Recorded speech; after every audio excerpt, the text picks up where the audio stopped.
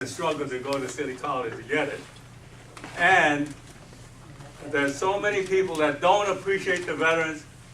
Even, I know somebody here around here said, you shouldn't use the title of colonel.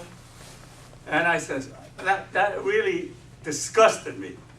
That's right. After spending that time, and this guy worked for the Defense Department and a contract on war contracts, and he had a better pension than any of the Army and he had the nerve to say that to me.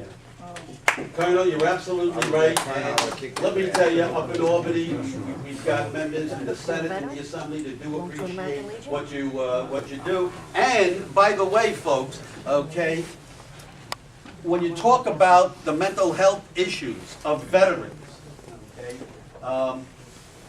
you can't forget people from World War II and from the Korean War, and not just Vietnam and forward, because we're finding now an awful lot of Korean War veterans and Vietnam veterans.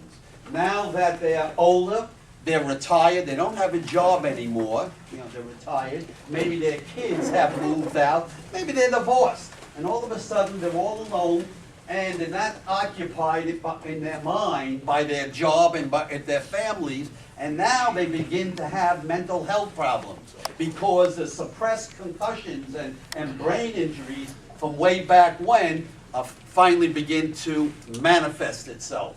And so we're finding an awful lot of these. I had a Korean War veteran in my office about a month ago just telling me just the same type of story. So we're well aware of the problems, and we want to be there for you. So, I have a question. I think we're going to thank you for speaking, because we do have to move to public participation. Assemblyman, I thank you all, and anybody wants to talk with me, by all means, I'll be in the back, so you can go on if with you your don't meeting. mind, I have a public question, please. Allow me. Yeah. Not my meeting. It's Sal. yours. Make it Okay. very I quick. asked the chairman. Quickly. Assemblyman Benedetto, 2 points I want to bring out to you. Thank you for all you do for veterans.